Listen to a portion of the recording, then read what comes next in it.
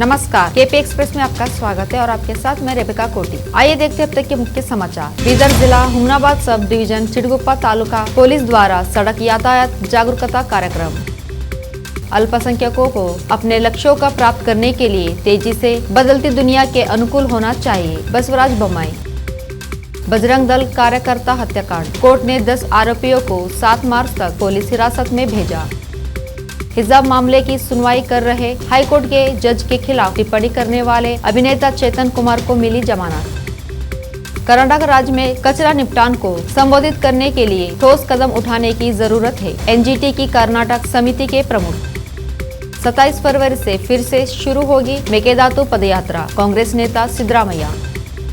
Karnataka high court ने कॉलेजों में हिजाब पर प्रतिबंध के खिलाफ याचिकाओं पर आदेश सुरक्षित रखा। कर्नाटक प्रदेश कांग्रेस पार्टी के नेताओं को विश्वास नहीं, भाजपा मजाक कर रही है।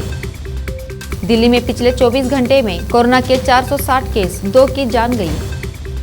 रोमानिया के बुखारेस्ट पहुंचा एयर इंडिया का विमान। WHO ने लॉन्च किया तंबाकू छोड़ो ऐप, हर साल तंबाकू से होती है 80 लाख लोगों की मौत। यूक्रेन में फंसे इंडियन की वतन वापसी के लिए एयर इंडिया की दूसरी फ्लाइट रोमानिया के लिए रवाना।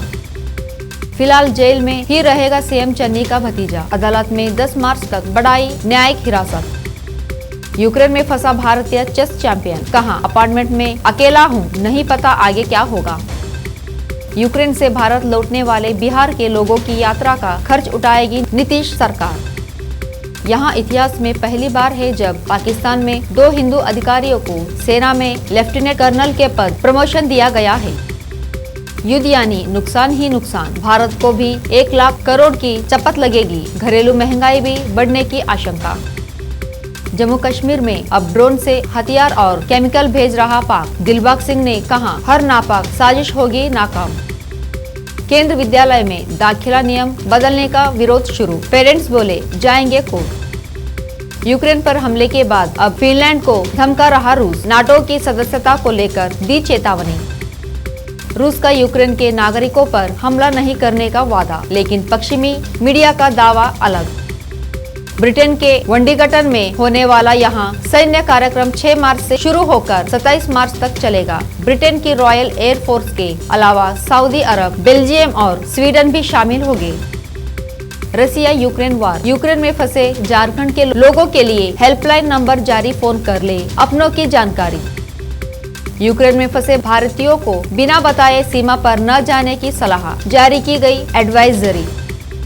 पोलैंड ने खोले अपने दरवाजे, कहा युद्ध पीड़ित यूक्रेन वासियों का स्वागत है। रूस से लोहा लेंगे यूक्रेन के नागरिक, सरकार ने बांटी मशीन गने। 18 से 60 की उम्र वाले पुरुषों के देश छोड़ने पर भी लगा प्रतिबंध। अमेरिका ने रूसी राष्ट्रपति पुतिन, रक्षा मंत्री, विदेश मंत्री और रूस के आर्मी चीफ पर लगाया आर्थिक प्रतिबंध।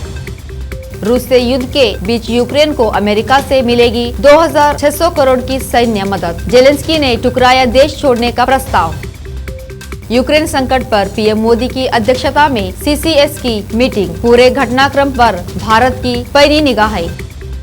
उत्तराखंड चुनाव, बीजेपी में हड़कंप, महामंडलेश्वर ने नड्डा को लिखा गैर जिम्मेदार दिखे पार्टी के जिम्मेदार। यूपी के सियासी रण में अगले 3 राउंड में अब बाहुबलियों की टक्कर। 5वें चरण के लिए प्रचार थमा, अमेठी, प्रयागराज समेत 12 जिलों की 61 सीटों पर कल वोटिंग।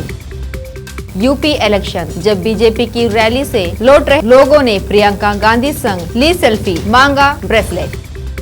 अपर्णा यादव बोली पीएम मोदी की तरफ उम्मीद से देख रहे रूस यूक्रेन, यही हमारी ताकत। यूपी चुनाव, योगी आदित्यनाथ का दावा 80% सीटें जीतेगी बीजेपी, 20% बढ़ जाएगी अन्य दलों में। मनमोहन देसाई बर्थ एनिवर्सरी, फिल्मों को हिट करने वाले मनमोहन देसाई की नंदा संग प्रेस कहानी रह गई अधूरी।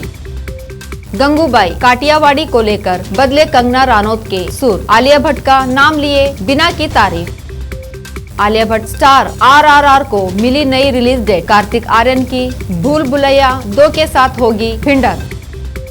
पीयूष जैन IT रेड, अजय देवगन की रेड ने उठाया था कानपुर का मामला, अब एक और नई स्क्रिप्ट। SS राजामौली की RRR के लिए अजय देवगन ने चार्ज की मोटी रकम, आलिया भट्ट ने भी लिए करोड़ों।